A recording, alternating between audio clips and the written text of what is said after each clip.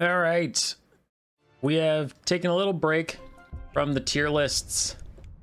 I was waiting to see if a big patch would come out, and then it got delayed a bunch, and then it was not a big patch at all for multiplayer, and it didn't change anything of anything ever.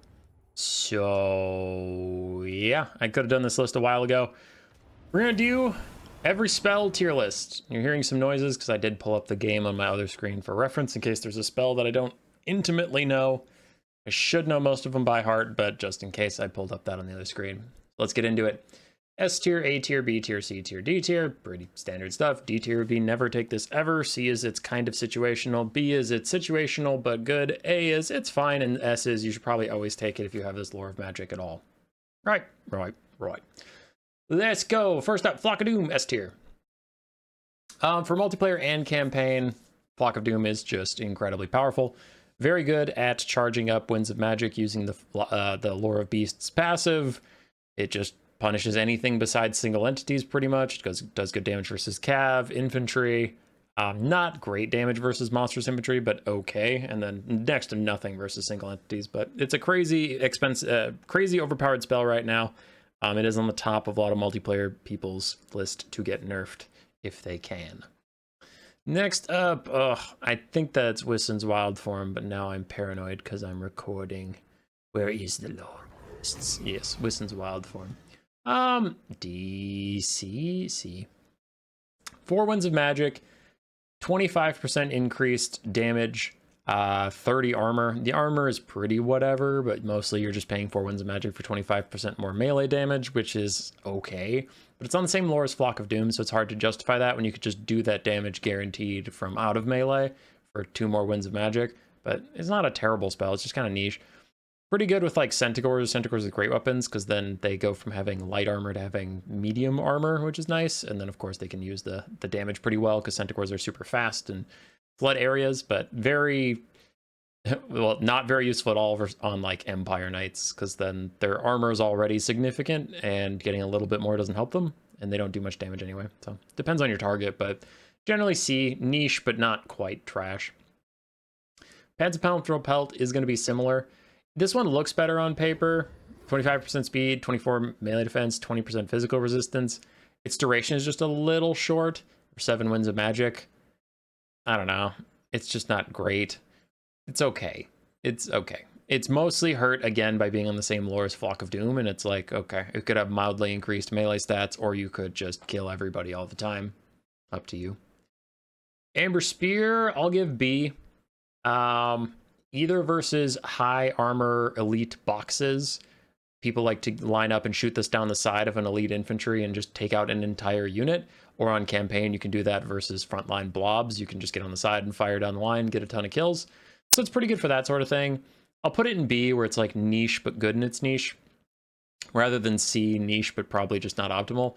Just because it's like, it's really not useful outside of that exact situation. It does okay-ish damage versus a single entity if it hits it just right, but it more often than not just misses or doesn't do very much damage at all. Mostly it's just about obliterating infantry from the side. Curse of Honor here, I'll go with A. Debuff spells generally aren't very good, but Curse of Honor here is one of the better ones in the entire game. Minus 24 melee attack and melee defense, minus 30 accuracy. That one, who cares? Literally, who cares? That whole stat could be erased and this spell would be taken in exactly as many situations.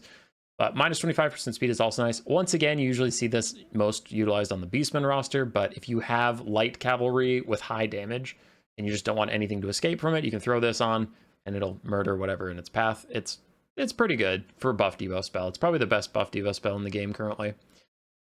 Oh, Transformation of Kadon is D tier, absolute garbage, never take it. Very expensive, summoning a Manticore for a small amount of time, and Manticores have been nerfed into the ground.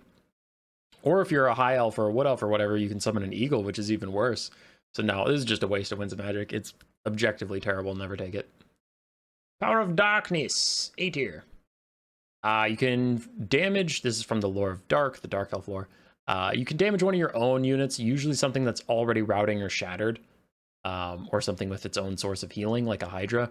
You can just hit that for extra Winds of Magic. It's very cheap, and it's good for getting a lot of spells out very quickly, and I believe it gives you power reserves. Yeah, it gives you power reserves, too, so you can get more spells out through the course of the game. Very powerful, but niche. I mean, it's only on a couple rosters. Chill Wind. See.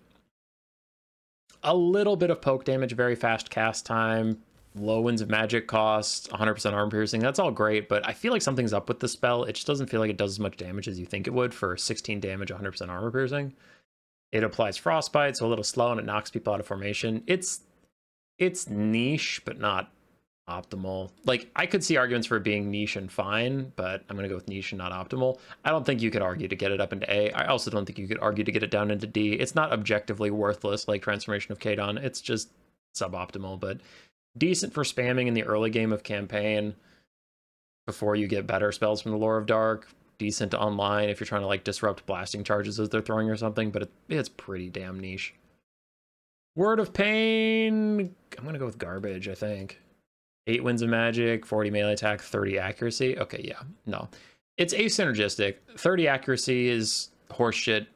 40 melee attack is pretty good. So pretty much this spell, it doesn't have a second ability because the accuracy is so negligible, where it's like, okay, 8 winds of magic to reduce someone's melee attack by 40 for 40 seconds. That's okay, but not paired with like a slow or something. They could just try and disengage from you and walk away until the debuff wears off. And also, you're casting this as either a Dark Elf or a Wood Elf. I think are the only two that have access to Lore of Dark off the top of my head. So neither of those have very high armor, which, I mean, if your melee attack gets low, that's neat, but you're still going to take a good amount of damage from, like, charges and stuff. And nearby archers? I don't know. Word of Pain is just not good enough to justify taking, unfortunately. 8 winds of magic isn't a lot to ask, but minus 40 melee attack is not a big debuff. And like I said, debuff spells in general aren't very good. Blade Wind, B. That is niche and fine. It's niche, but is really good at breaking up boxes, really good at dealing with high armored gun lines, especially if they try and take the box formation so they can turn faster, like a box within a box, right? The little square formation. And Blade Wind will just rip them up. It's not that expensive, 11 winds of magic, but it's a good damage per second vortex. Does a lot of disruption, does a lot of damage. It's solid in a niche. Doombolt. What's your winds of magic cost? 9? That's not bad. I'll put you in A. Doombolt today. 9 wind of magic. Homing missile from the sky. Does a lot of damage to single entities or blobbed up cavalry. Really don't want to use it on infantry at all, but as a good sniping spell, it's quite solid. The reason you don't see it is the exact same targets are good for Soul Stealer. And Soul Stealer heals up your lord while using an unavoidable damage circle that as soon as it hits, it does all the damage no matter what. And like I said, it heals up your lord, which is usually Malekith or a caster on a big black dragon. So then you're healing up this combat lord, which is also quite powerful. It can also heal Morathi, but her days of being meta have kind of come and gone. But it's not terrible to heal her. It's just the reason I put it in S tier is thinking about its pairing with a dragon. So good single target or elite target damage while healing up a dragon. S tier for sure. Spirit Leech, right back to S tier. Only good versus single entities, but man, it's so good versus single entities. One of the only things in the game that can counter foot characters at the moment. Foot characters are very tanky. Sometimes you'll get a good series of RNG. Your character on a horse or on a chariot or on a monster or on a dragon, find the foot character, hit the foot character, and kill the foot character. For sure. We love it when that happens. A lot of the time, they'll overshoot it, they'll run around in circles, they'll walk next to it, or they just can't hit the damn single entity. Spirit Leech is constant, guaranteed lord sniping or hero sniping, and getting rid of those lords in campaign or in multiplayer is a key way to get army losses to trigger, because you can get a whole bunch more stuff to route quickly, and then, you know, cascading effect, you win the game. So Spirit Leech, very, very good. These two always look similar to me. So I think that's Doom and Darkness. No, that's Aspect of the Dread Knight for sure. Yeah, Aspect of the Dread Knight. I'm sorry, but D. Aspect of the Dread Knight, it's niche. You could say that, like, oh, it should be in C or B because it's good versus demons. Bro, it's kind of good versus demons, but 4 winds of magic to just give yourself magic attacks, 8 leadership, and cause terror. It's just not that helpful. There's so many sources of terror in the game. There's so many sources of magic attacks in the game. You're pretty much just getting it for the +8 leadership, and it's like, you could have just gotten a different lore of magic that provides AoE magic attacks, not single target magic attacks. It's just not that good. there's a couple situations where you could argue it is useful and therefore should be niche, but then I would just point to other spells that you definitely have access to that make that exact same situation better. Like a little later on this list, you can see Flaming Sword of Ruin. Almost all the factions that have access to Lore of Death have access to Lore of Fire, and Flaming Sword of Ruin is just AoE damage and magic damage and flaming attacks, and it's like I would give up 8 leadership for AoE and more damage any day. So yes, aspect of the Dread Knight's just not very good. Doom and Darkness, on the other hand, I would put in A tier, almost S, but not quite. Minus 16 leadership is very strong. Ooh, did I touch something? Oh, I'm moving stuff. You can tell I don't use Tier Maker a lot. All right, cool. Anyway, sorry. Doom and Darkness minus 16 leadership is nice, and when you overcast it, you get a big AoE. I'm going to put it in A tier. It's pretty solid. It's very cheap for a big leadership debuff that you can use to break an important unit that you have surrounded, and you just need them to rout right now. You can also use the AoE to break apart an entire front line, especially of low leadership factions like Skaven or Greenskins or the Chaos Dwarves, Slaves, or Bretonia's Peasants, and just break that open and get onto the archers faster than your enemy expects. It is a very, very strong spell. The problem is it's in a lore with 2 S tiers, so you do see it very rarely, but it's, I mean, the fact that you see it very rarely with 2 S tier spells in the same lore of Magic, I think personally just deserves A, where it's like, wow, you even got out of there at all is pretty cool. Good for you, Doom and Darkness. Soulblight is D. Soulblight, 7 Winds of Magic to reduce damage by 25%, reduce armor by 30.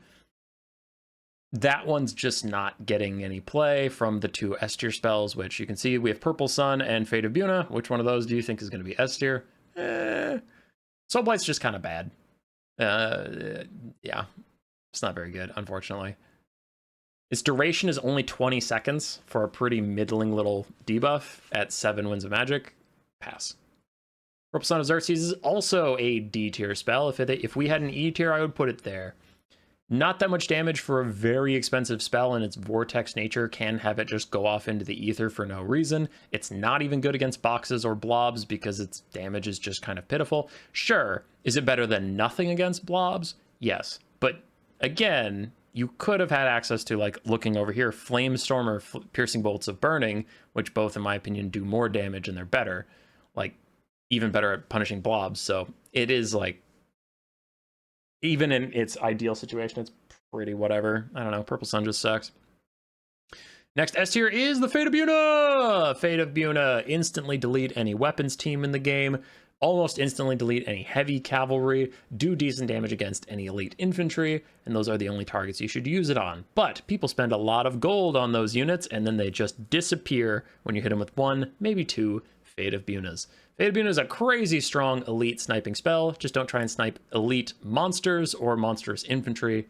It's not really for that, and obviously don't waste it on chaff. Onto the lore of the Vampire Coast, Spiteful Shot. See, that one goes in niche. This is nice compared to Aspect of the Dread Knight. It's the exact same argument, but much more useful. Just giving a ranged unit magic attacks to deal with demons is niche in its own. And C is not niche and good. C is niche and still pretty bad, but like it is niche. Where the Vampire Coast doesn't have a lot of good ways to get magic damage on their ranged units.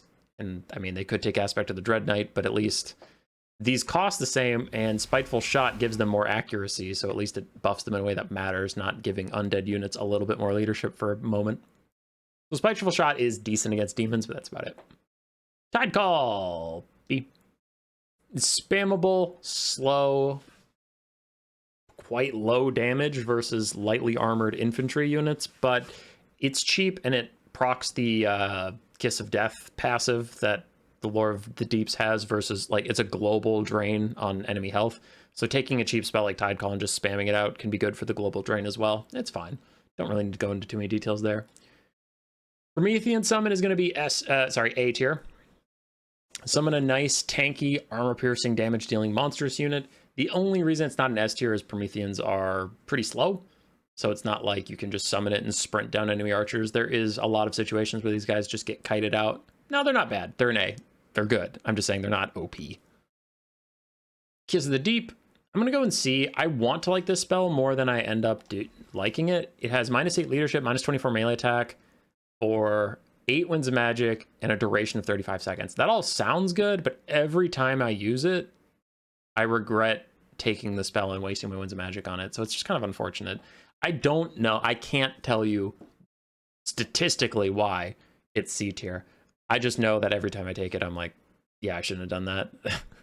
Should have taken Tide Call. Should have taken the Crab Summon instead. Should have taken Lore of Vampires instead. So it's unfortunate. That one's very much a vibes thing, but I just don't ever get really good use out of Fog of the Damned. I think part of it is that you're on the Vampire Coast roster, so all your melee defenses are so pathetic that even minus 24 melee attack, you still get hit quite a lot. So really, it's just about the leadership debuff. Nah. Kraken's Pull, D tier. It is a garbage vortex. Does very little damage, sucks people in. Now it does okay-ish damage. Again, you could just cast it on a blob and you're like, look, it did damage, but look at the next spell that's coming up, and that argument doesn't really work. So Kraken's Pull is just a 15 Winds of Magic vortex that doesn't really do too much and kind of blows. Yeah, because you could just take Vangeist's Revenge, which is actually an A tier spell. It's not OP because it's very expensive and has a long windup, but it's insane damage output. Really does put it in A tier. In campaign, it can delete infinite things because the AI is not usually smart enough to dodge. And even in multiplayer, if you throw it in the middle of a big engagement, not like you can't wait till the end of the game, because by the end of the game there's so few units, everybody's ready to dodge. But if you do it at like the start of the game when there's a billion things going on, it's actually probably going to hit your opponent. It won't get a full-on hit and kill like 8 units like it will in campaign, but it'll delete maybe 2 infantry if they're nearish each other, or delete 1 for 22 Winds of Magic. If you think of it like a Fate of Units, it's pretty solid. It's not S tier at all, but yeah, it can do quite well, especially if you pair it with like Aranus's Net, but that's a little more gimmicky. Lord of Fire. I'm gonna go Fireball B. In Warhammer 2, this thing was OP, but nowadays everybody has ultra-sized HP pools, and there's a lot more armor in the game going around, like a lot of armored carry lords. So the meta of just Fireball the cheap horse or foot lord down is kind of long gone. And then foot characters usually need a flying character, so it's like, all right, if you have the combination of a flying character and they have a foot character who has low armor and no healing, yeah, Fireball can do good poke on them over and over again, but that's a lot of niches, which is why it ends up in B. The niche, but fine. And I do think it's fine. I don't think Fireball really needs buffs. It's just also not blowing my mind. You know, that's fine. It's a little missile spell. Cascading Fire Cloak, I'm also going to put in B. It is a commonly seen spell, but it's usually more of to trigger the Kindle Flame plus 20% global fire damage, and you'll bring it on someone that just wants to spam that over and over again on a roster with a lot of fire damage, like Astrogoth on the Chaos Dwarves. So it's fine for that. Plus 24 melee defense is fine for making something tanky, and it has a little bit of armor piercing damage addition, but it's not enough to really take it for that. You're mostly taking it for the melee defense and the passive proc. Flame Sword of Ruin. I know Anticity hates this spell, but I love it. It's an A tier spell, especially in a game with demons. Let me take a look at it, because by my own criteria, A is like always good. Flaming attacks, magic attacks, plus base weapon damage, 8 Winds of Magic, duration of 28 seconds. Yeah, I would argue that there is always a situation you want either magic attacks or flaming attacks. If your opponent brought no healing and has no physical resistance, then I guess all you get out of that is 30 base weapon damage or 25% base missile damage for good duration, good effect range. But I don't know, fire, there's so much healing in the game and fire counters it. There's also so much fire weakness in the game, and there's so much physical resistance. Like this, it's gonna be useful almost all the time. I could definitely see arguments for it being B. I can't see arguments for it being S or C, so I think A or B is fine. I'm going with A. Burning Head, S tier. S tier spell. I mean, Burning Head has been a staple in the multiplayer meta since Warhammer 1, probably. A nice line damage spell for relatively cheap, who's amazing versus non-armored targets, and its leadership debuff is a 1-2 punch against anyone with low armor. It's pretty much guaranteed. An Overcast Burning Head down the side of like anything will get it to rout. Again, low armor. Like High Elf Spearmen have insane leadership, but an Overcast Burning Head while they're being attacked by like a Marauder or something will still get that High Elf routing. So it's just your quintessential box breaker against non-armored factions. Very, very good. Piercing Bolts of Burning, I'm going to put them in B. And if this was just a multiplayer list, they would be C. But thinking of campaign, they are very good at punishing blobs, and a lot of single entities don't try and dodge them as much. So in campaign, I'd say it's like purely an A. But factoring in multiplayer, thinking of it being a C, B is kind of where it lands. The only weakness of Piercing Bolts of Burning is that it can be dodged, which in campaign doesn't happen, and in multiplayer happens all the time. It's very rare that a player doesn't dodge it, and when they do, it's more of their mistake than this being a good spell, where it's like, yeah, if you stand still, Vangeist Revenge is S tier, because it'll delete anything, but you should dodge it. And Piercing Bolts of Burning is the same. Crazy long wind-up time, and then a long animation of the giant fireballs falling, so if you don't see any of that happening, and you get hit, that's more on you. Flamestorm, I'll also put in B.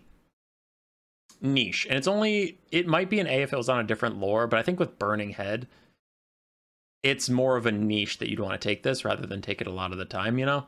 Because it's like, okay, if Burning Head can't clear the front line for you, Flamestorm is good at messing up ranged units that are in box formation behind them, or really messing up a blob or something like that. Like if they have higher armor, Flamestorm is better, but also you don't want to use it on their front line because it might vortex into your front line. So that's why it's in B. It's niche, but it is good in its niches. Incredibly high damage for not a high price point.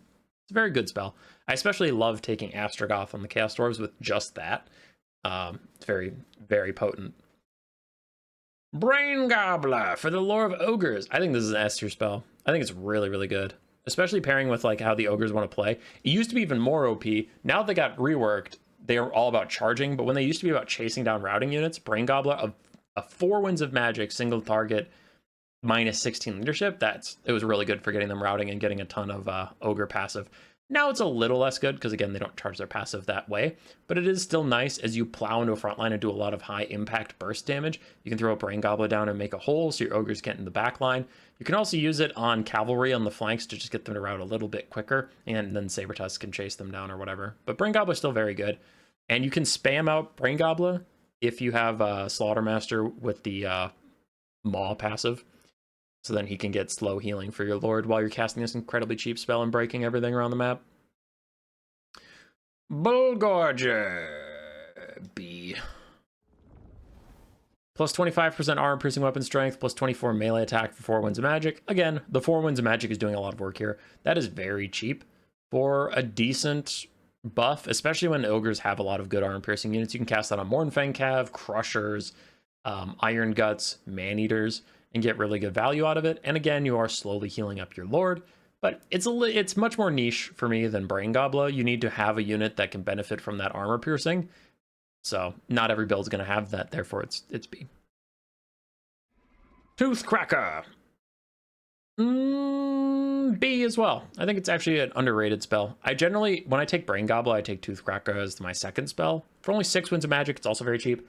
30 armor and 22 missile resistance is super nice for when armies try and, like, I don't want to say cheese because that's too mean, but like they're betting on you taking a lot of ogre bulls who have low armor and no missile resistance, so then they're gonna take a bunch of cheap archers or slingers and try and just beat you down. Toothcracker is nice to throw on your front line and just give a giant section of your front line pretty insane resist to those archers. 30 extra armor and 22 missile resistance is a lot versus cheap archers, so you can just kind of mess with their game plan and get through the front line with a lot more health than you would expect for, again, pretty cheap. It's only 6 Winds of Magic. Bone Crusher. Unfortunately, this is in D now. Yeah, this used to be better when the game first came out. It's just too slow of a cast time. It really doesn't do that much damage, and the other spells in this lore have really come into their own. I would say for campaign, it's maybe in C or B, but then I think of the Maw, which is just up here on our list, and it's like, okay, well, if you're bothering, just go with the Maw, you know? Sure, you get it a couple levels sooner than the Maw, yeah, but assuming you have access to all the spells, then just go with the Maw. Bone Crusher's decent at punishing tiny little groups of elite infantry, I guess, but its small cast radius means it's not even gonna, like, kill a whole unit. It's just kind of okay at doing a little bit of damage to an elite unit in one spot. Troll Guts is S tier. It is the best healing spell in the entire game, and the Ogre roster is full of elite, expensive things that would love that healing. Thunder Tusks, Stone Horns, Yetis, Crushers. There's a lot of things that benefit from Troll Guts, and it's one of the spells that has made them top of the meta for the last, like, 4 patches, so it'd be insane not to put it in S tier. And then in campaign, of course, you can just refresh your guys. Like, you get into a battle, sit back, heal all your single entities to full, and then win the battle and come out healthier than you started. So it's very powerful. The Maw. I almost want to put it in B just for campaign, but I'll put it in C. It's niche, not great. In multiplayer, it's D tier, it's garbage. In campaign, it's probably B. Niche and fine, but generally campaign, you can murder any amount of blobbed up AI units with it, so sure. But I think that kind of net ends it in C. It's niche. It's good in one situation, a campaign blob. That is it. Everything else is pretty asinine. And some people have tried the tech for years and years. I am exaggerating. The game hasn't been out for years and years, but they've been doing that thing with Scrag where they try and insta-charge his Gorger cauldron, and it never works. This thing just does too much spread damage, so it does like 90% of a unit's HP, but it didn't kill any models. He didn't charge anything. I've seen it happen so many times, and I'm like, oh, this spell just sucks. Okay. This whole lore of magic is ass. Let me look. Whisper in the Woods or Forbidden Fens is a mild, slow, stationary area of effect thing. Garbage. Got it. Witch Brew. A piss poor breath spell for 6 winds of magic, or a piss poor heal for 8 winds of magic. Got it. That's trash. Oh, wait, that wasn't even Forbidden Fens. So this is Witch Brew, and it's trash. Forbidden Fens, also trash. Curse of the Ancient Witch. Missile block chance and minus 60 armor. Missile block chance is whatever. Minus 60 armor for 8 winds of magic isn't bad. Blessing of the Ancient Witch. Magic attacks, 25% missile damage, armor piercing or base, and reload skill for 8 winds of magic. That's trash. 8 winds of magic for just a bit of missile damage. And it can spread to your nearby allies, but then you have to be clumped up, which makes you an easier target. Okay, the armor one's okay. I'll put that in C. The other one's trash. Vengeance of Spirits. A 12 winds of magic Flock of Doom that causes silence. No. Omen of Spirits. Self-damage to give power recharge and spell mastery for 8 winds of magic. So you have to save up winds of magic to cast this on yourself and then cast something else with extra spell mastery. So you just lost 8 winds of magic. It doesn't give you power. It doesn't give you power reserves. It just gives you recharge. You're just burning through your mana super fast. No, that sucks ass. Causes damage to yourself too. That's terrible. And there's nothing on this roster to pair it with. Cursed Cauldron sucks. Malediction of Madness is coming up. That sucks too. So what the fuck are you spell mastering? No, that's terrible. That's terrible. D tier. Malediction of Madness, minus 24 melee attack, Rampage, and minus 50% damage for 16 winds of magic. Affects 1 unit. Or it rampages your guy, gives them 24 melee attack and 50% damage. Rampages. 16 winds of magic. You can rampage something elite into a net. Sure. Okay. That gets a C, but it's not good. Cursed Cauldron. Bombardment that shoots out little projectiles that look cool and don't do that much damage, honestly. Or Overcast. It does the same thing, but it can't harm friendly troops. All of these are terrible. All of these are garbage. Cursed Cauldron, if we're just talking about campaign, I'd give it a C, I guess, but there's so much better things to be doing with your time and Winds of Magic. No, this whole lore of magic is asinine. Oh god, next up. Okay, back to D tier. Burning Wrath from the lore of Hashut is terrible. It's terrible. This spell doesn't have to be terrible, but I have crashed out on stream so many times trying to cast this frickin' thing with Astrogoth. You cannot cast it with a footcaster. Like, it just will not go off in any reasonable situation. The only times it'll go off is the enemy is walking at you and there's nothing between you and them and you cast it at a range. Sure, it'll go off then. But if you're in melee, if they're in melee, if your own enemy, if your units are anywhere nearby, if there's cavalry in the way, if your guy gets knocked over, it's just a fucking mess. You can't cast this thing in most situations. And then if you take a Flying Lord, you can cast it, but it misses a lot, and it doesn't even do that much damage. And then it is cheap, but Killing Fire is your Chaos Dwarf passive for the lore of Hashut, and it's a kind of okay damage in a tiny area. So it's also a bad lore passive you're trying to spam out with a bad spell. So you're just wasting your Wind's Magic. It's terrible. I'm sorry. It's just terrible. Dark Subjugation, minus 8 leadership, minus 24 melee defense. That's okay. 6 winds of magic. Yeah, that's fine. Let's see. You know what? I'd give that a B, actually. That's not that bad. You don't see it a lot because the lore of Hashut is generally ass and there's better things to be doing, but it's B. Other factions would be happy to have it. The Chaos Dwarves aren't very good at utilizing it, but that's not really the spell's fault. So, yeah, I'll give that B. Ash Storm, weakness to fire damage, minus 25% speed for 8 winds of magic in an area you can walk out of. That, I guess it's C. Yeah, it's C. I can't justify B. It's okay, but you could just take the Lore of Fire and get global weakness to fire damage. The same amount, but global for a little less time, and then the speed is whatever. This is only good for kind of pairing like a whole bunch of debuffs at the same time, so you can get one sick combo with like Flames of Asgore or a Blunderbuss shot. And you can say, hey, look, I deleted this unit instantly. But like, other than that, it's not really that good. And again, there's better things you could use. Curse of Hashut is a Spirit Leech for 2 winds of magic, more expensive, and your lore passive doesn't give you more winds of magic. That is D. Hellhammer is a very slow casting, only 50% armor piercing damage wind spell that is super easy to dodge. That is D. Flames of Asgore is an instant blob or single entity deletion spell for only 18 winds of magic, or you can upgrade it. That is B. That is niche, and that is fine. Last two lores of magic didn't get above B. The witch one didn't get above C. Those lores are generally very terrible. Harmonic Convergence. C. Yeah, Harmonic Convergence is okay with the Lore of Heavens. 6 winds of magic? Yes, 6 winds of magic for 24 melee attack and melee defense. It's good for elite cavalry fights. It's good for your lord if he's in the middle of an important duel. Not bad. There's better things you can be doing with winds of magic, so it's in C, but it's not objectively troll. Harmonic Convergence is just limited. Windblast, I still think sucks. I have seen people use it after it got buffed, and I have been underwhelmed consistently. Windblast is pretty darn bad.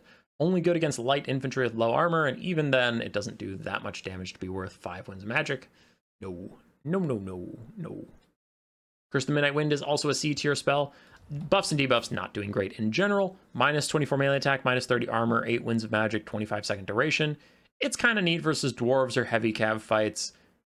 It's okay, but it wears off quite quickly and it's hard to truly abuse. Not a terrible spell, just not very good. C. Rannon's Thunderbolt. A. Slow cast time, but very good at sniping out artillery models. Depends on the model, but it can sometimes kill entire models. It's very good at punishing heavy cavalry blobs that form in cav fights. It's very good at punishing heavy infantry or any sort of blob relay that forms. So it's pretty good, and it's an early spell that is relatively cheap. So it's one of the quickest ways you're going to get to punish spells in punish blobs in campaign before you can get Comet of Cassandora or Chain Lightning. So it's pretty good.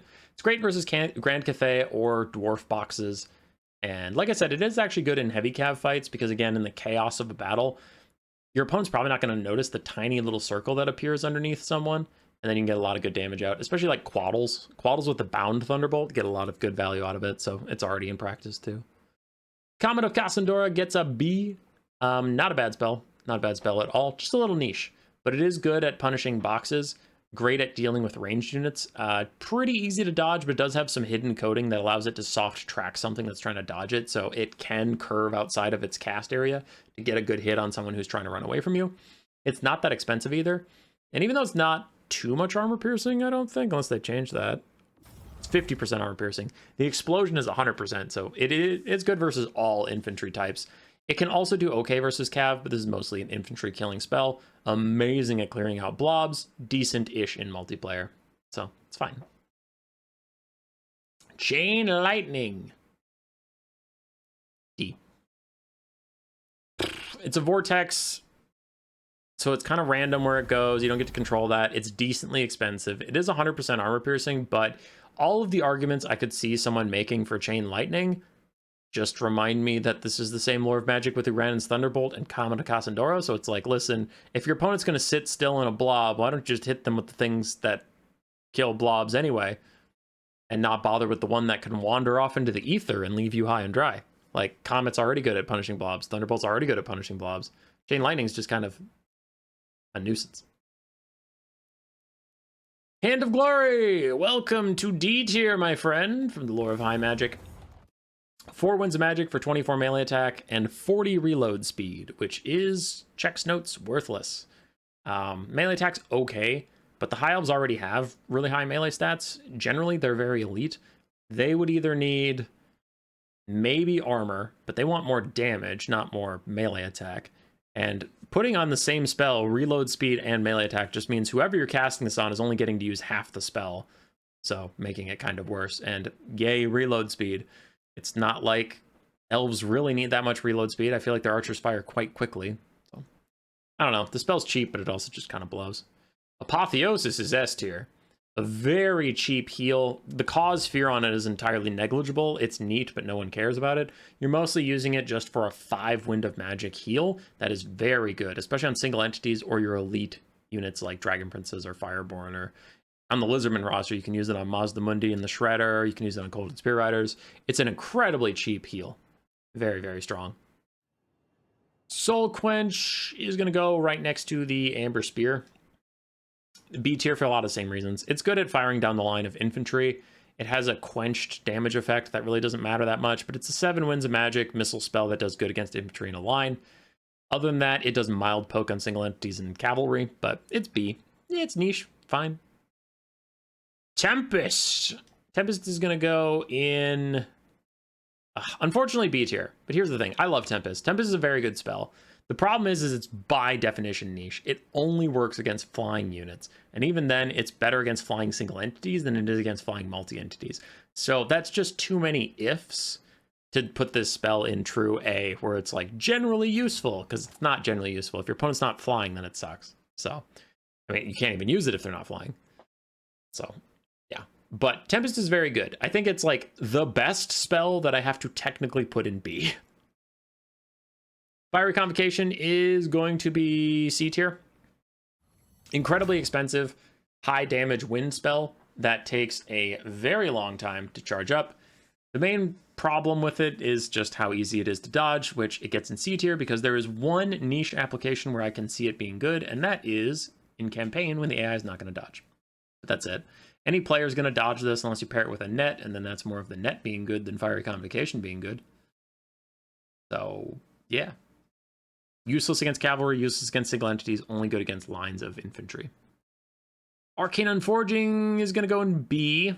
More expensive than a Spirit Leech, but also does more damage than Spirit Leech, and it does reset your cooldowns by 30 seconds. Mostly you just want to use it as a single target damaging spell on the Lore of High Magic if you don't have access to Spirit Leech. But decent against monsters and characters and such. Just don't use it on anything with more than one model. Icemaid's Kiss from Kislev. I'm also going to put it in C. I know it's popular online, but I just don't feel like it does that much damage. So I'm going to put it as meh, personally. I don't see it. I see people cast a lot, and it doesn't look like it does very much. So it's whatever. I mean, it's a reskinned Wind Blast, so everything I said about that, move to here. Ice Sheet, I'll also go with C. Again, when I see people take it, this feels pretty meh. It's a 4 Winds of Magic, 25% slow. That's not terrible for its cost, but I just kind of don't feel it being that useful in a lot of cases, and not a great use to your Winds of Magic. You slow people down moderately so you can shoot at them a little bit, but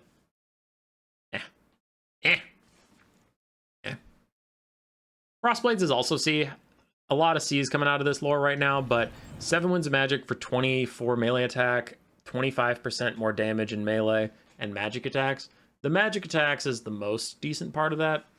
But Kislev has pretty bad Winds of Magic generation, so they need to use their Winds of Magic very astutely, and Frostblades feels a little bit too much like a Fire and Forget spell that doesn't often get its value back for how hard it is to get the Winds Magic again.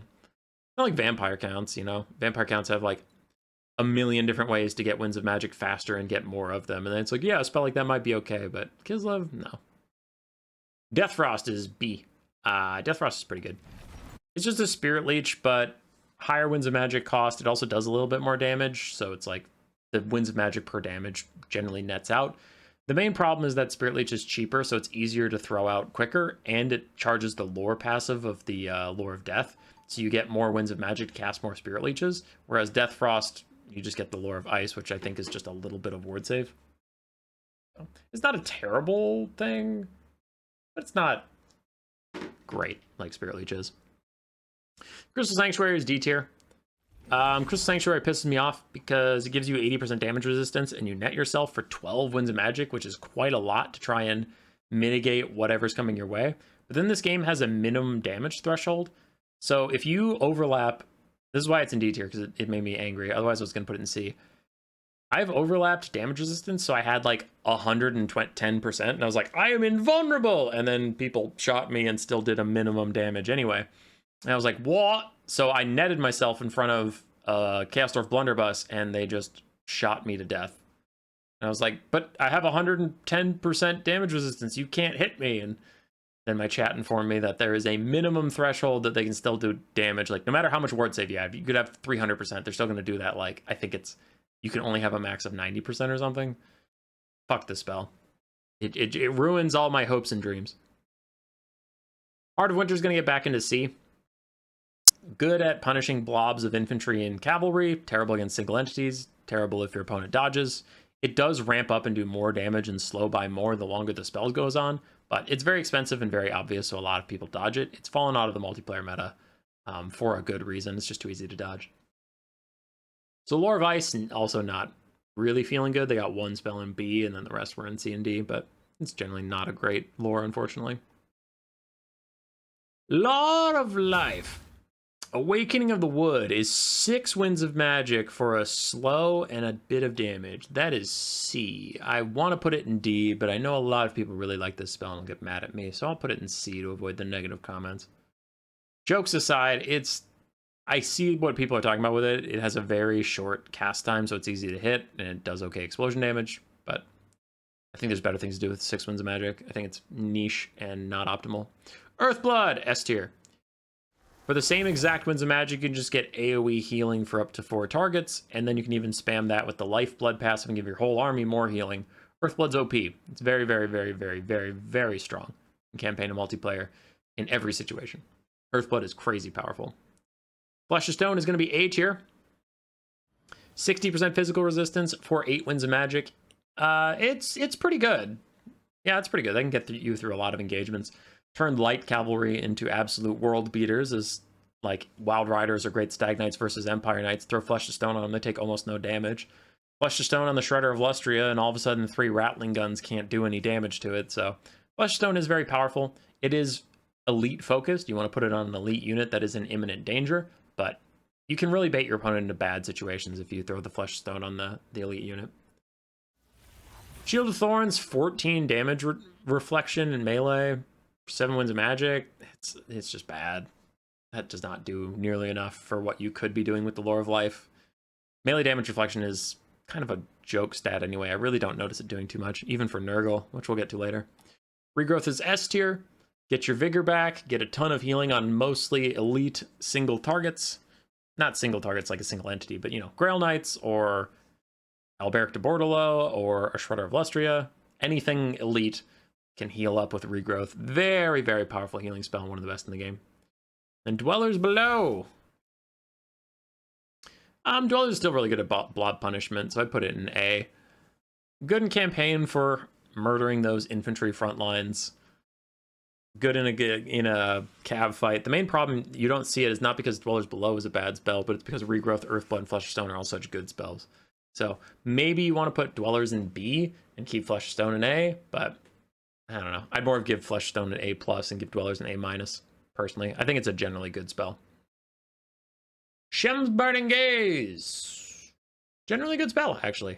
I've been coming around to this one recently. Lore of Light, it only is 5 Winds of Magic. Magic and fire damage. It has that new spread that magic missiles don't all target the same model anymore, so it does decent damage to infantry, it does decent damage to cavalry, still good at sniping single entities. Like, yeah, Shem's Burning Gaze is a good little spell. No, it's not S tier, it's not OP. I wouldn't even suggest they nerf it. I'm just saying it's a good spell. Give it a chance. Faw's Protection. 5 Winds of Magic for armor and melee defense. C. Niche, but probably not optimal.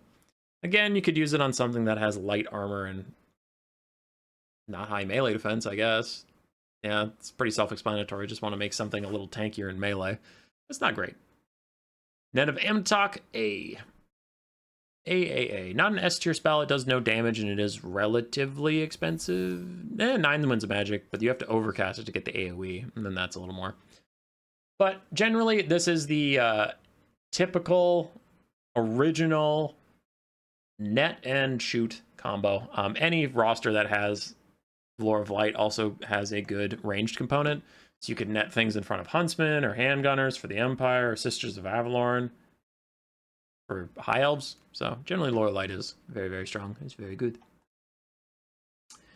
Light of Battle is D tier. This thing sucks. 6 Winds of Magic to make someone unbreakable. That is it. It's AoE, sure, but it only lasts for 22 seconds, so you're wasting your Winds of Magic casting an unbreakable for 22 seconds, which is very niche, and you're not saving the unit, you're just making sure it doesn't break for 22 seconds. And then your lore passive you're charging up with that is Global 4 Leadership. So whoever you're casting this on is presumably going to break, so you make them unbreakable, and you give leadership to a bunch of units that aren't going to break, and you give leadership to units that you literally just made unbreakable. It's asynergistic, it's terrible, it's one of the worst spells in the entire game. Verona's Time Warp's also hot garbage. 11 Winds of Magic for 25 speed and 24 melee attack? No, absolutely not. There's a lot better things you'd be doing with your time. No damage increase on that. 25% speed is pretty pitiful for a high price point. That spell would be more worth it if it was like 7 Winds of Magic, but 11? Nah. Banishment. 15 Winds of Magic for a 7 damage vortex with 100% arm piercing. Hot take, this is C tier. You see it all the time in multiplayer, but you also never see someone take it with its Winds of Magic cost. You always see it bound, either with Volkmar or Slaanesh. So it is in multiplayer a lot, but it's always free. And I would take Banishment for free. I would not take it for 15 Winds of Magic. Decent-ish blob punishment, but not that much. And again, it's a vortex, so it's going to wander off and do its own thing. All right. Searing Doom and Plague of Rust, both going in S tier, both part of the Lore of Metal, both incredibly cheap, very often taken together. Searing Doom does great damage to anything that is not a single entity. It has a fast cast time and a cheap cost.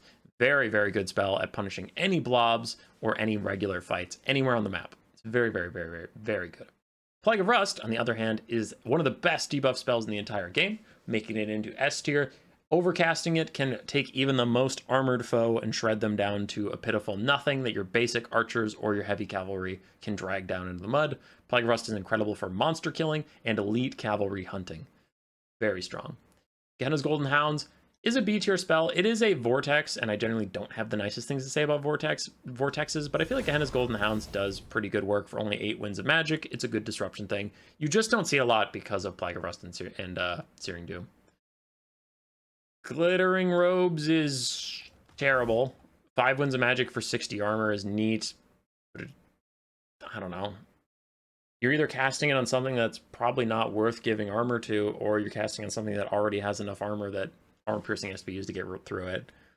It's rare that a Lore of Metal caster is on a roster with lightly armored damage dealing things. Like maybe you could do it for Norska, but again, you could just use Plague of Rust and Searing Doom instead. Transmutation of Lead is going to be C tier, minus 30% base weapon damage, minus 24 melee attack in an AoE. With a strong duration and only 11 Winds of Magic cost, it's okay, but it's pretty niche, so it's definitely in C. It's not objectively terrible, it's just not very good. Then there's Final Transmutation. Another S tier spell. This one's expensive, but it's really good at punishing blobs of anything, especially blobs of single entities, but I mean, if you cast it on like a single entity who happens to be surrounded by 4 random, heavy cav, super worth it. On to the Lore of Nehekhara. Jeff's Incantation to Curse Blades is going to be an A tier spell. 3 Winds of Magic for 25% increased damage.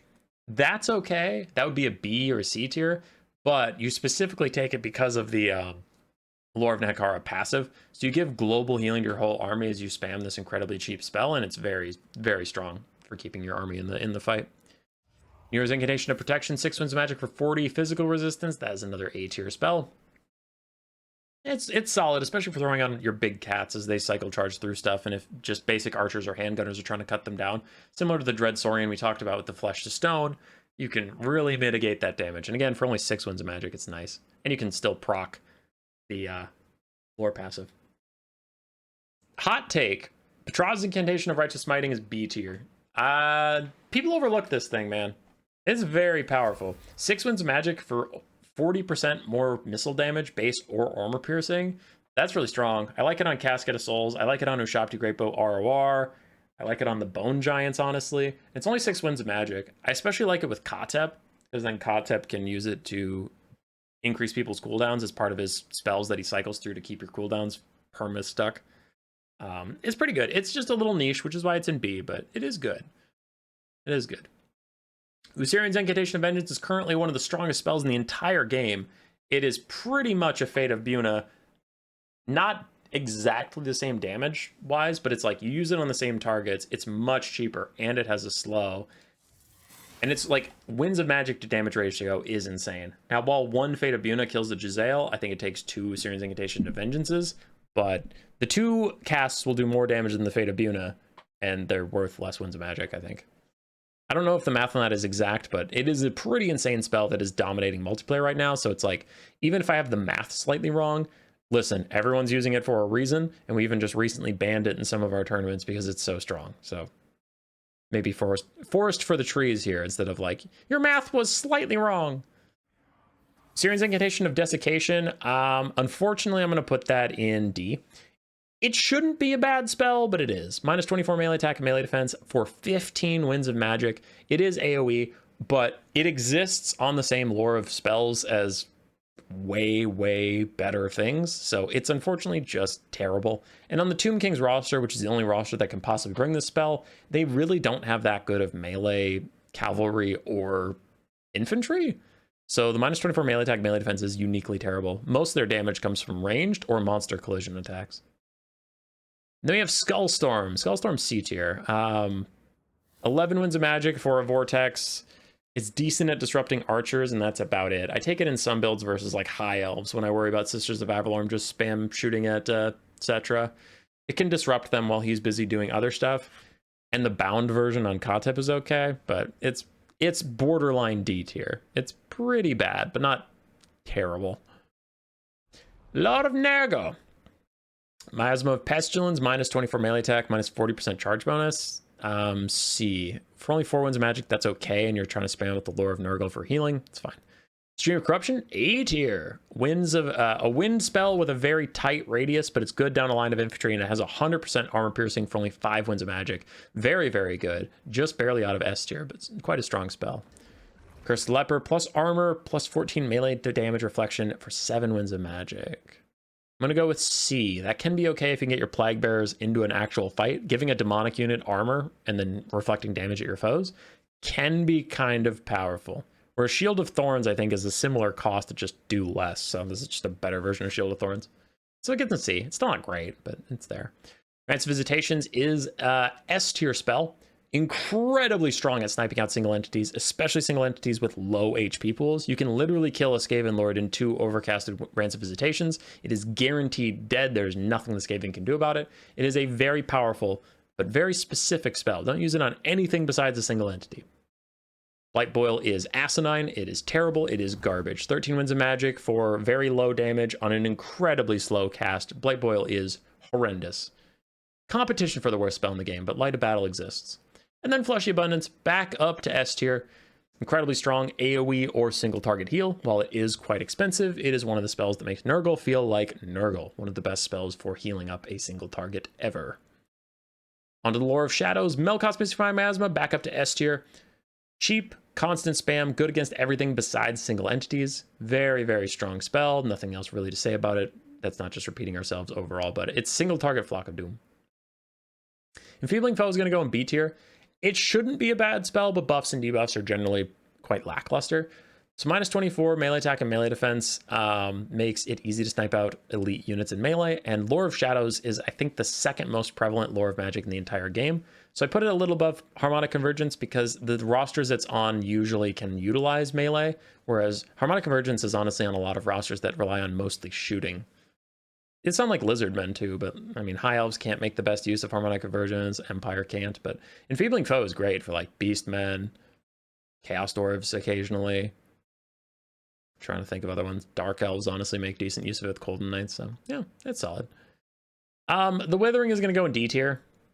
Single target, or if you overcast it, I think that makes it AoE. Yeah, AoE -8 leadership, so worse than Doom and Darkness for more Winds of Magic, and then -30 armor.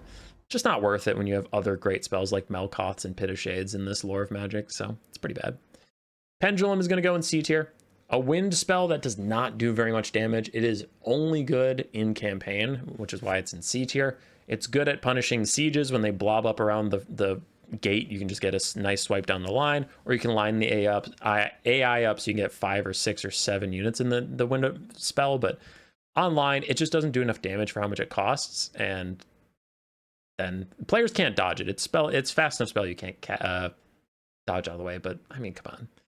How much Winds of Magic? It's 12 Winds of Magic undercast, 16 overcast, and it just doesn't do enough. Rip. Pit of Shades, A tier. Very good spell. Very, very good. Expensive, but worth every penny. A high damage vortex that you can't escape from. Very hard to dodge, and if it starts, it's just going to suck you all in and you can't escape. Pit of Shades is very strong. Everything Pendulum wishes it could be.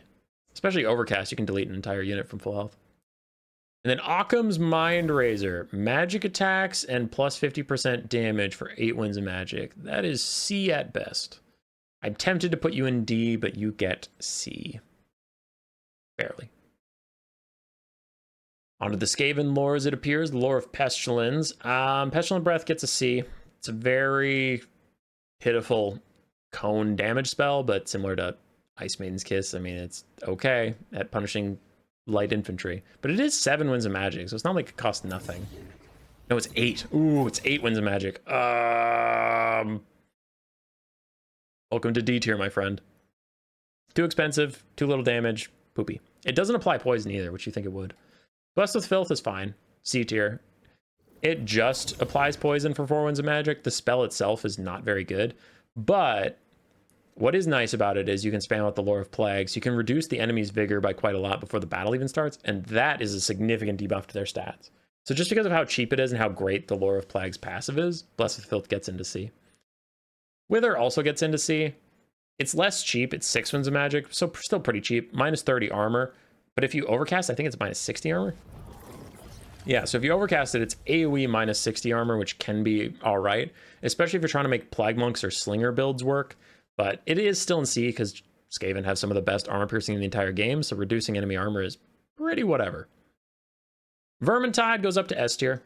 One of the best summons. Clan Rat summons for very cheap. They're fast, aggressive units. They do have low leadership, so they rout, but Vermintide has been part of the Skaven meta since Skaven came out Warhammer 2, and it still is for very good reason. It's a quite powerful summon in a game where summons are strong.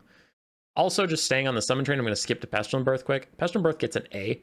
You don't see it a ton because Vermintide is so strong, but Pestilent Birth is very strong. Like, if Vermintide didn't exist, you'd still see this spell quite a lot. Plague Monks popping out on top of an archer unit can almost instantly delete it, or if you summon it behind a front line, they can just turn around and rear charge the enemy, and their good weapon strength, strong bonus versus infantry, means they can cleave through anything that's not highly armored. Pestilent Birth is strong, and even versus dwarves is strong because it can kill an entire Slayer unit in the cast time. Plague. I'm going to put it in B.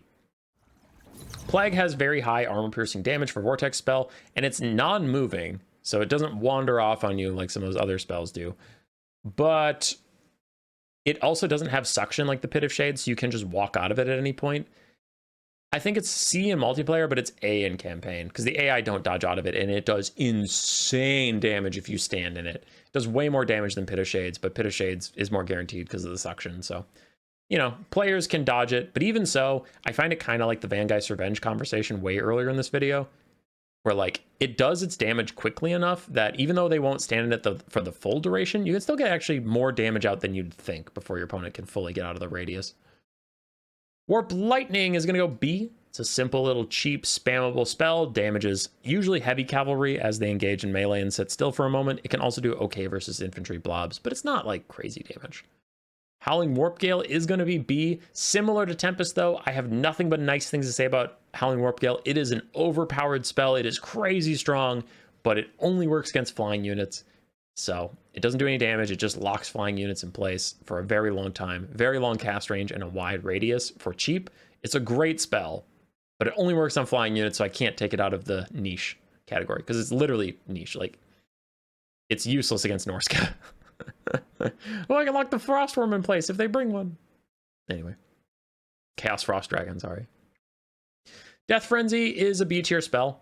You don't see it often because there's better spells in the Lore of Ruin, but Death Frenzy is especially good for Wolf Rats, giving immune to psychology and a bunch of extra damage. 30% more damage, immune to psychology, and 24 melee attack is very strong on dogs. It's also decent on like death runners, but mostly honestly dogs. This should just be called Dog Death Frenzy. If you use it on anybody else, it's neat, I guess, but not really that good. Dogs though. Oh, oh, oh. Next up is Scorch, C tier. There's just better, more consistent damage spells on the Lore of Ruin for campaign and multiplayer. In multiplayer, you want Warp Lightning. Scorch is pretty easy to dodge for a decently high price point. 7 Winds of Magic for that, only good against light infantry spell. And in campaign, they're not going to dodge it, but you could just take Crack's Call. Crack's Call is going to get into B tier. In multiplayer, it's not that useful. It's okay. It's kind of like the Vanguard's Revenge. I do think undercasting it, it's very hard to dodge, and it does do a good amount of damage. But it's generally asynergistic with what the Skaven want to do, because the Skaven are already good at killing your front line, so having a frontline killing spell is pretty whatever. But it makes it all the way up to B tier, because I think in campaign, this spell is A or S tier. It's incredibly good. Very strong damage against front lines, especially if you don't want to damage your own guys, or you're not running a Clan Scryer build with Poisonwind Globes. Crack's Call can just win you entire frontline fights for not that much Winds of Magic, I think. 15, Overcast for 20. Yeah, and it does pretty insane damage. Crack's Call is very strong in campaign. Multiplayer, it's okay. Cleansing Ruin. Welcome to S tier, my friend. Cleansing Ruin is one of the most powerful spells in the entire game. Only one roster can use it. Strong blob punishment and armor reduction, but is incredibly powerful against single entities specifically. So you want to just latch it onto an expensive single entity, and any of his friends he passes by, he does a little bit of damage and debuffs them, but it's all about sniping out that single entity. Cleansing Ruin has some of the most cost-effective single entity damage in the entire game, and it is the bane of a lot of Skaven's enemies. All right, final Skaven specific lore. We have the lore of Eshin. Warp Stars is A. Warp Stars is a pretty good spell. It's probably the only really good spell in this whole lore of magic, but when you see them, you're going to see the lore of Eshin with the Warp Stars. High armor piercing, homing missiles. Usually they unfortunately have a low angle of attack though, because the Eshin sorcerer has no mount option, so he is just a foot caster. Skitterleap, yes? Skitterleap. Stock and Unspottable plus speed for 4 Winds of Magic. Unfortunately, it doesn't offer snipe, so it is C tier. Everything you want to buff up with that is either already stocked or irrelevant, kind of. Like, you can get stealth dogs, I guess, but unless your opponent just left their archers all alone, and they can't see your dogs coming, I guess, but your dogs are fast enough that if they left their archers all alone, you could just get to them before Heavy Cav could stop you anyway. So if this had snipe, I would move it up to B, because then you put it on Gisele's and that'd be pretty annoying. But it doesn't. It has Unspottable and stock. So as soon as your ranged units shoot, they reveal themselves. Armor of Darkness, 60 armor and 20% missile resistance for 7 Winds of Magic. That's okay, especially against for Death Run and stuff. I'll put it in B. Yeah, that's all right. I use it sometimes. It's not great, but it's okay if you have a Death Run or Rush or something. Because Death Runners with high armor is all of a sudden good. Next up, we have a terrible spell, Black Whirlwind. 8 Winds of Magic, causes no damage, does not affect friendly troops, but it's a huge stationary area effect, and its build is this thing where it's like you can push everyone aside, and then you can get to safety, except it doesn't work on large units. So if cavalry or monsters or monstrous infantry are surrounding you, which is very typical, this spell does literally nothing. So if you need infantry moved out of the way, but you don't want to damage them, sure, take Veil of Shadows, but it's a terrible, terrible spell. Black Whirlwind is also going in D tier. It's a vortex, and it does decent damage against blobs, but it's the worst vortex spell in the game. It does the least damage out of any vortex, and it's priced like it's good. So no, it's quite terrible, unfortunately. Even at punishing blobs, it's not that great for how much Winds of Magic you're spending. And right along with it is going to be Brittle Bone. High cost to casting. 11 Winds of Magic cast, minus 40 melee defense, minus 25% speed, and then they lose vigor per second. But the Eshin Sorcerer has no good way to generate Winds of Magic in multiplayer. In campaign, he's okay. He has Arcane Conduit, but in multiplayer, he doesn't. So it's hard to get 11 Winds of Magic consistently. And then you give him a melee debuff that doesn't debuff their armor, it debuffs their melee defense. So dogs can't make good use of this because they need that armor reduced. And Ranged units don't make good use of this because they don't care about melee defense. So it's kind of like, all right, who's this for and why is it so expensive? And could be better on other rosters. All right, last couple here. We have the Lore of Slaanesh. Lash of Slaanesh, I'm going to give a C. It's a pretty underwhelming wind spell, but people usually use it to spam out the Slaanesh passive and give their units more melee attack globally, so I guess that's fine. Lash of Slaanesh is an armor-piercing little whip that doesn't do that much damage. Acquiescence is an A tier spell. A slow and melee defense debuff for 6 winds of magic, again to spam out the Slaanesh army passive. Pretty good, pretty strong, especially paired with Seekers or Hellstriders. The stuff tries to get away from it. It slows them, it makes them easier to hit as they run. Pavane of Slaanesh is the best spell in the lore by far. Move it up here. Rampage, damage, and vigor reduction for not a crazy high price point. 14 winds of magic, which is a lot, but it does like Usirian's Incantation of Vengeance level damage-ish, and then also offers vigor reduction and rampage. Hysterical Frenzy. It no longer self-rampages, which makes it okay.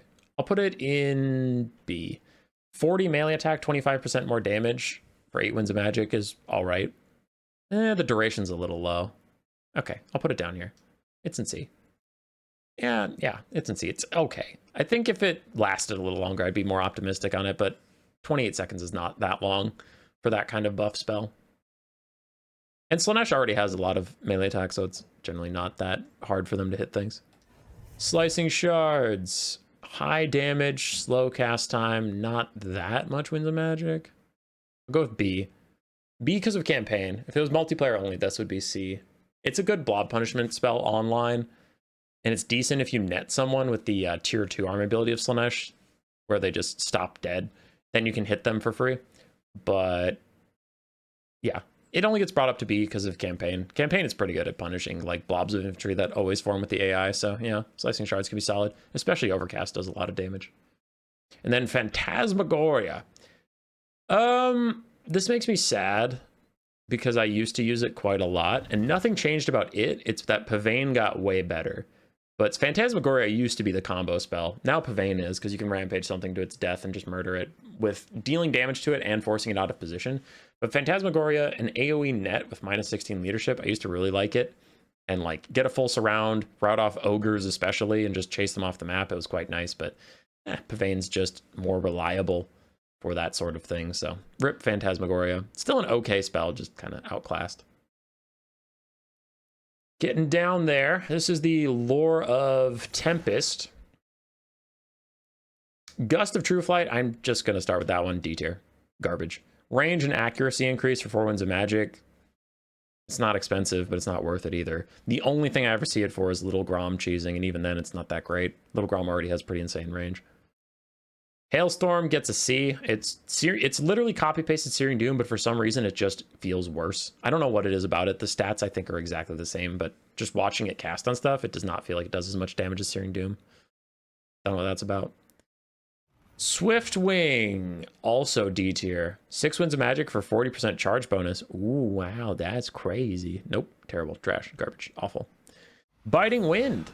A terrible wind spell with only 30% damage, 13% armor piercing damage for 12 winds of magic, and it's very slow moving. Also D tier. Terrible. But Hawks of Mishka is an A or a S, honestly, it's S tier spell. Hawks of Mishka is an S tier spell. Very strong, no friendly fire damage, a 16 leadership debuff on anything it touches, and it's a vortex, and it does okay damage for 13 winds of magic. Pretty good at punishing demons specifically. It murders demons because the leadership debuff and the non-armor piercing damage aren't really factors. Similar to Skaven. So it's almost in the B category because it has to be niche, but like I think this is good enough against enough factions that it's not really niche. It's more of it's niche which factions it's not good against. So I think it makes it all the way to S. It is a little expensive, but it's game changing and very powerful. Especially the no friendly fire is quite insane. Then Blizzard. Blizzard gets all the way up into A tier. It is just everything nice I have to say about Pit of Shades, but it looks different. But it's just Pit of Shades, you know. Stationary Vortex does lots of damage.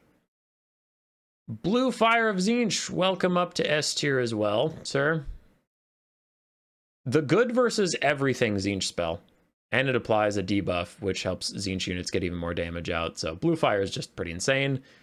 And Yeah, every Tzeentch caster ever brings blue fire.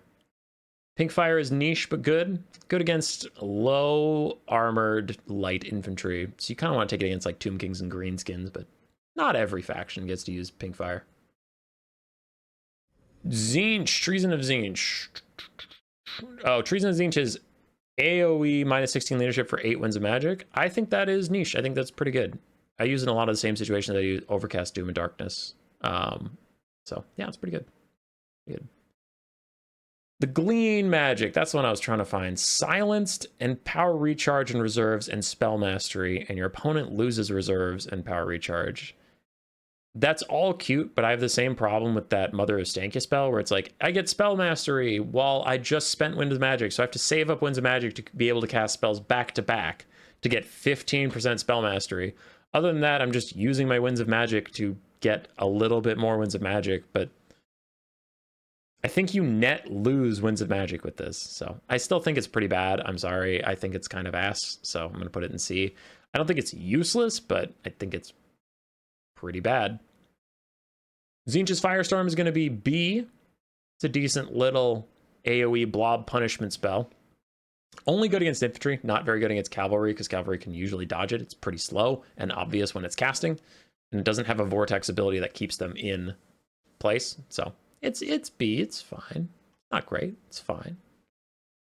Infernal Gateway is also going to go B. Again, it's fine. Just another Pit of Shades copycat. Lots of damage, decent vortex suction, high cost. There you go. That's a Pit of Shades type spell. How many Lords of Magic left? 1, 2, 3, 4, 5, 6. Oh no, that is a lot of spells left. Next up is Invocation Nehek. That is another S tier spell. Only undead can use it, but also you can only use it on undead units, but also only undead could ever equip it, so yes. It is one of the best healing spells in the entire game. Very cheap, very, very effective, and it can even resurrect models if you have all your models currently heal capped out. We have Van Hell's Dan's Macabre. I'll give that a C. I want to think it's better. It's cheap. It has melee attack and speed, which is nice, but I don't know. Same with a lot of the other buff, debuff spells that we've been mentioning. It's just hard for a lot of units to use it, because like Vampire Counts don't have Centigores. They don't have fast enough units that can really stay on stuff and hit it while it's moving. Zombie Summon. Oh boy, that is an S tier spell. Maybe the best spell in the entire game. Incredibly cheap, very long lasting zombies, and zombies don't do much damage or anything, but they have some of the highest mass for infantry in the entire game, so they absolutely muck up whatever they summon on top of. They can take forever to disperse. Even if you do a lot of damage to them, they still just hang on forever because they can't route like clan rats can or anything like that. Zombie Summon is very, very, very good. Gaze into Gash is also quite solid. I think that's an A tier spell. Let me check its cost.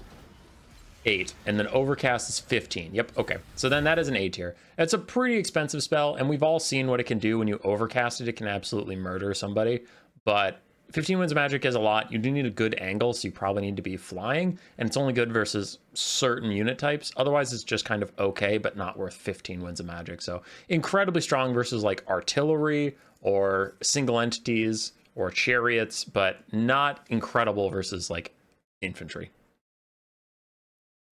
Curse of Years. Oh, silence, melee attack, and speed debuff. Duration 32 seconds, 11 seconds. 11 Winds of Magic. I think that's a B, honestly. That feels like it could be good. Honestly, it's more about the silence and the speed.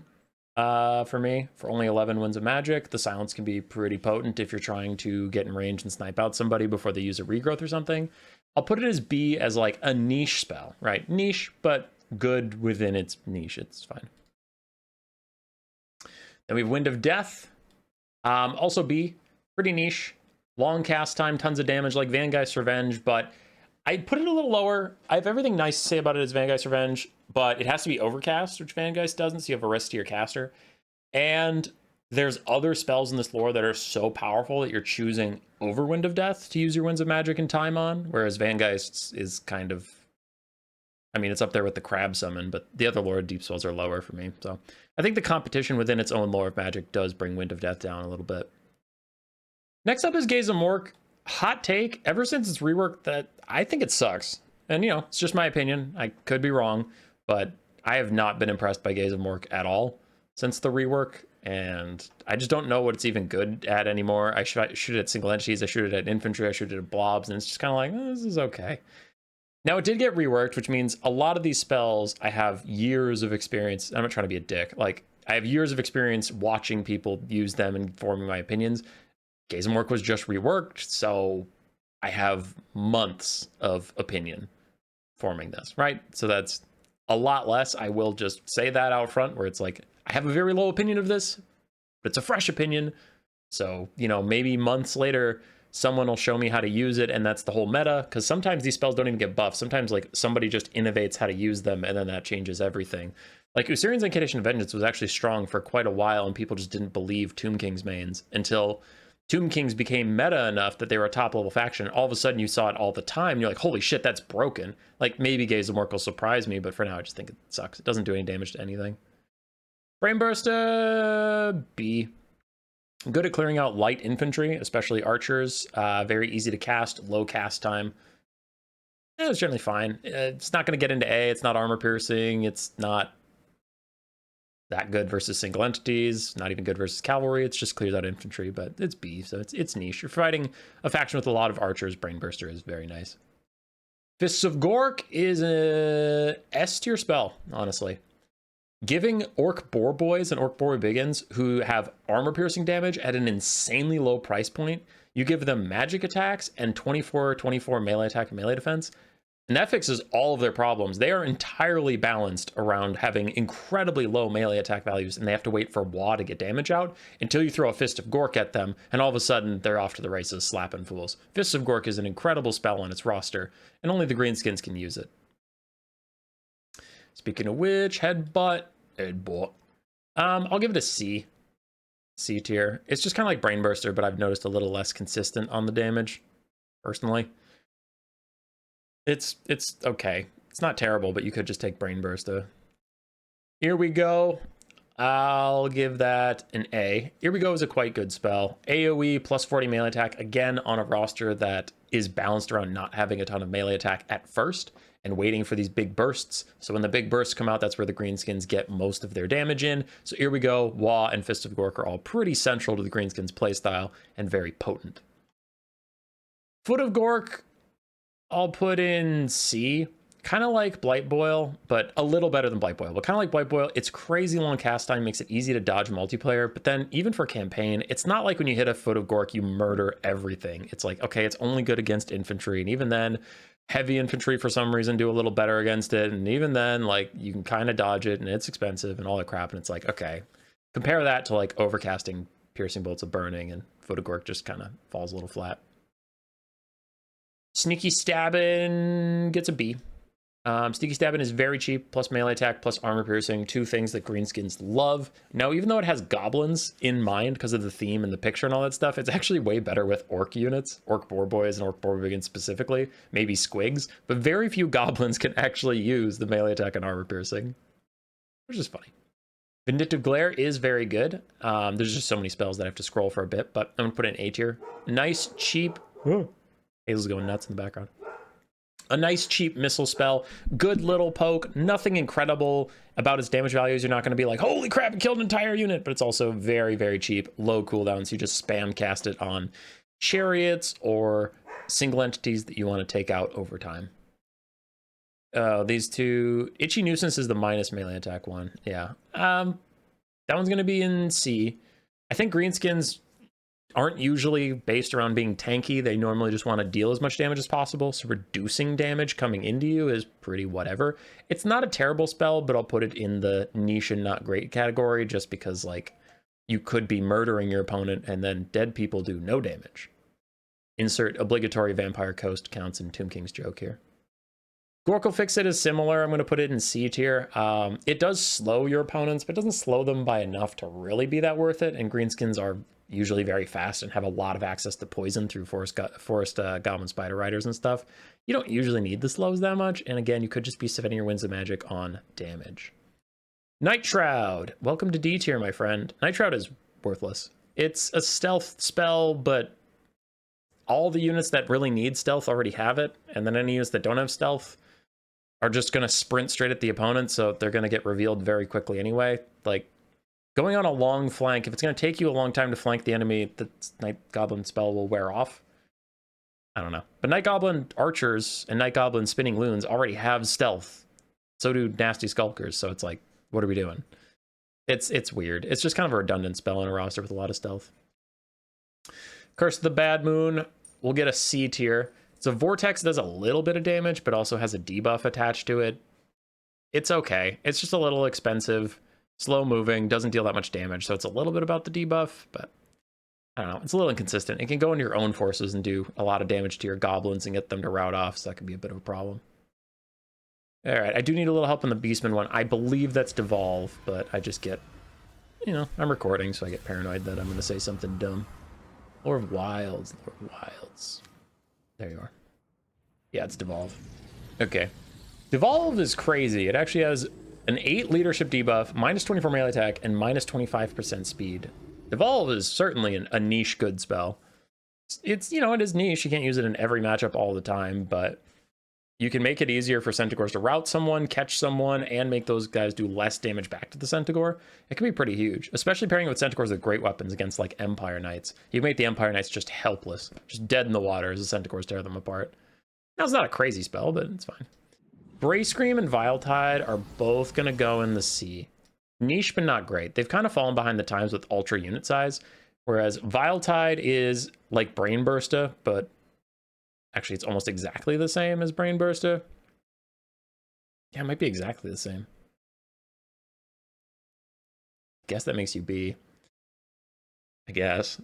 I will keep Bray Scream down here, though. It's an armor-piercing weird little cone, but it doesn't feel like it actually does that much damage. Only 5 Winds Magic. You don't think it'd be bad, but something about the stats and the actual damage in-game don't line up. So I don't know what that is, but it's more of a vibes thing. That thing sucks. Viletide, I guess you win by being literally just Brain Bursta, so fine.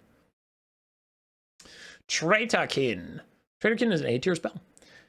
Sort of like Final Transmutation. It's pretty good against single entities. Not very good at punishing blobs, really. You want to undercast rather than overcast it after some nerfs, but it's still pretty good for Beastmen to deal with boxes of relying on like Hero Hammer, where it's a Lord and 2 powerful heroes just trying to grind through your army. Traitorkin can really punish those guys in like chariots, but it doesn't do very much versus infantry. Mantle of Gorok is low-key very strong. I'm going to put it in A tier, honestly. I think it's just good. 50% more damage, 40% melee attack, and you sacrifice armor. But the only roster that has access to it is the Beastmen, and they have piss-poor armor anyway. So it's like, okay, take my negligible armor and make it literally 0, and increase my damage by 50% and make me hit every single shot. Centaurs are great weapons. Only have 22 melee attack, I believe, if I remember correctly. So that takes them up to 64, and they can punch through things. So yeah, Mantle Gorok is secretly really good. I like it a lot. Savage Dominion is ass, D tier. Summon a very expensive monster for a lot of Winds of Magic. That is an artillery piece. It'll get like 4 shots off and then desummon. It is a waste of your money, and it's a terrible duelist anyway, so you can't even just summon it in melee and hope for the best. It is garbage. 2 lores left, both from Game 3 factions. We have Dragon's Breath, an A-tier spell from the Grand Cathay. Very easy to spam out, high damage onto lightly armored targets, so it is only good against light infantry, which I've been generally pretty negative on this video, but the damage output it puts is pretty serious compared to like Tide Call or Wind Blast or any of the things I've been shit-talking. Overcasting this murders light infantry, and undercasting it is consistent, solid damage, and it's so fast it's very hard to dodge. Though, to be fair, most of the wind spells like Ice Maiden's Kiss or Tide Call are also hard to dodge, so I guess hard to dodge isn't a big one, but its damage profile is just higher than the other ones, and its performance is way better. Jade Shield is a nice B-tier niche spell. Good damage resistance at relatively cheap. You can put it on a Long Milord if they ever get into trouble, making them absurdly tanky, as they're already high mass flying units with high melee stats. generally just giving them damage resistance makes them almost impossible to snipe out if they ended up in a bad situation. So pretty good at keeping your caster alive. You can also use it to help out, I guess, like Peasant Longspears or Jade Lancers, but a lot of Grand Cathay units are already inherently quite tanky, so not as useful off the Lord, I've found. Ooh, they can be good for Onyx Krobin, actually. Ugh, the Wall of Fire. The Wall of Fire looks so cool, but it moves so slowly, does so little damage, and is just a waste of your Winds of Magic. Even in campaign when the AI stand dead still, then it does okay damage, but there's every other spell in the game that could have done more damage more quickly, and they wouldn't have dodged it anyway. I don't know. It looks super cool, so if you're just going for looks, that's fine. But Constellation of the Dragon exists, and it hits a lot faster and looks cooler, in my opinion. But yeah, the Wall of Wind and Fire is useless in multiplayer, and in campaign, it's eh. So, D tier for that one. Stone Ground Stance, is that one this one's called? I honestly have never seen somebody take this garbage-ass thing. Or Viang. Oh, that's not Kislev, by the way. They're both Grand Cathay. That's my bad. 100% mass, 8 more leadership, and expert charge defense for 8 Winds of Magic. Yikes. Yeah, that is worthless. That is hot garbage. This is a D tier spell for sure. Grand Cathay just doesn't have anything that can really use that mass effectively. Might of Heaven and Earth is also hot garbage. 10 Winds of Magic for a single target, flaming magic attack, plus 25% damage, plus 24 melee attack. Okay, if that was AoE, maybe. Single target, nah. Single target on a faction that barely has any melee damage to speak of? Absolutely not. What are you casting that on? Jade Lancers? Longma Riders? No. Might of Heaven and Earth is terrible. It also has a really long cast time for some reason. Like, I feel like when I cast that spell, it takes forever to hit the unit. Constellation of the Dragon isn't very good in multiplayer, but it is a solid blob punishment spell for Grand Cathay in the early game. But I guess now that you have bombers, you don't really need blob punishment as much, because it used to be a problem for me. Like, my Iron Hail Gunners could murder anything large, and I would hold the front line, but then, like, mass infantry would be a problem. So I would get Heavens casters, and as we established, Heavens is the best lore of magic in the game, I think, for punishing blobs, between Comet, Ren's Thunderbolt, and then, like, Chain Lightning isn't terrible at killing blobs. It's just worse than other stuff in the exact lore that's cheaper. But yeah, anyway, if I don't want to get a Heavens caster, Constellation of the Dragon is solid for clearing out those infantry that Grand Cathay isn't good at killing, but I only put it at B tier niche, just because it's still not super great in multiplayer, so the multiplayer is weighing it down a little bit. I think if this was just campaign, I could argue it's an A, but nah. If we're considering if we're considering every part of the game these spells could be possibly used in, I think Constellation of Dragons is just a B. Last lore, the lore of Yin. Storm of Shadows, 4 Winds of Magic for a 50% slow, 45, but still, that's C. It's okay. It's very niche for, like, getting Iron Hail Gunners to get 2 or 3 volleys off on cavalry instead of 1, but that's why I put it in the niche category. I do think there's other things you could be doing, and also Grand Cathay, you could just generally position your army into a box or have cavalry on your flanks, and then you don't need to slow anything because it's never getting to your guys anyway. But it's not a terrible spell. It's just kind of soft bad. It's usually a spell people take as filler for Ancestral Warriors, which I'll just do that since I'm talking about them. Ancestral Warriors is an S tier spell, but they're expensive and limited to 2 casts. So people bring Storm of Shadows just to have something to do with their Winds of Magic. If they use both their casts and the game is still going. Ancestral Warriors, 16 Winds of Magic for a cast, and you throw out Jade Warrior Halberds, but they're ghosts. So then they, like, have 100% armor piercing, they have a frostbite slow, they cause terror, they're high mass, anti-large, armor piercing, they're crazy good, but it is very expensive and only 2 uses. So still an S tier spell, still great, but that is why you often see this, is you're like, it's C tier, but you see it all the time. Yeah, it's kind of the only cheap spell they can throw in. Cloak of Jet is okay.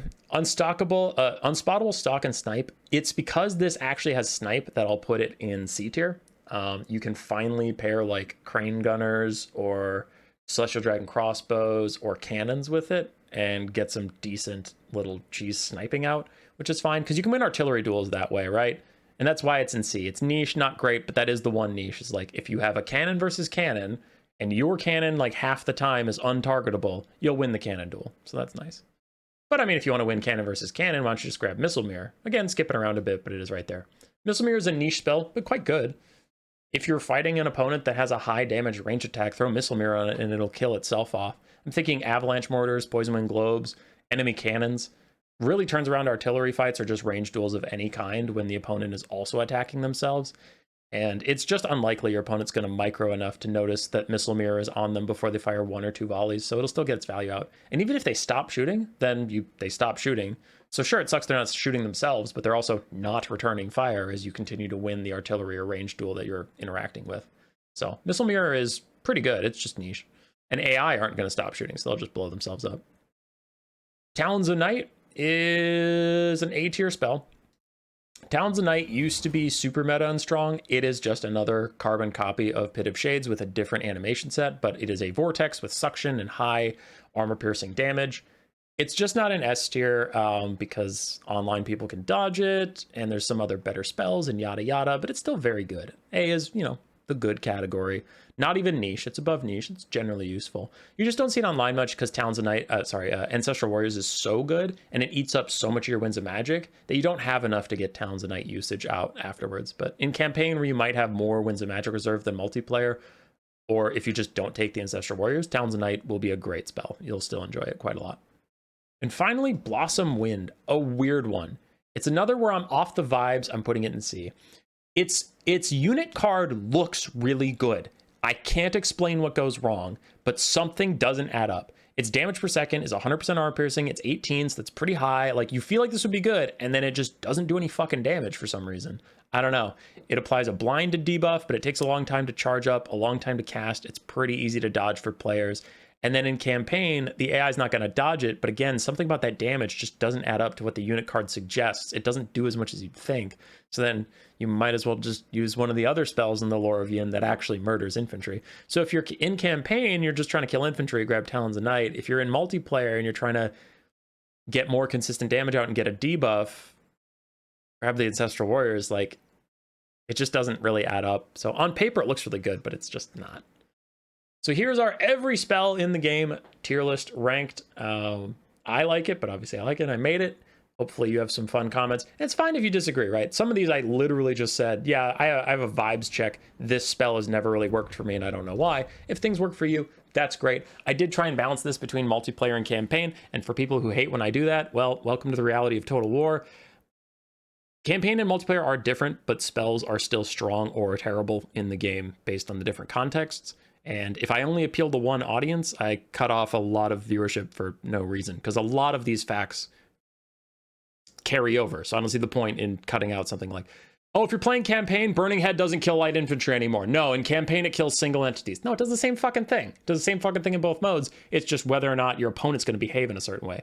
Players don't blob as much as AI do. Players dodge more, right?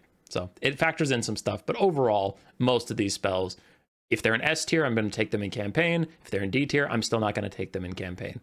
Like, even if they don't dodge, I'm still dodging Black Whirlwind. I don't bother taking it. I just spam out Ninja Stars and upgrade my Esh and Sorcerer for everything else. Like, I still don't take Wind Blast. I just use Uranen's Thunderbolt. So even if we talk about campaign, there's still spells in the D tier that I put them there for their multiplayer performance, and I still don't fucking use them in campaign. Anyway, hopefully you enjoyed. Goodbye.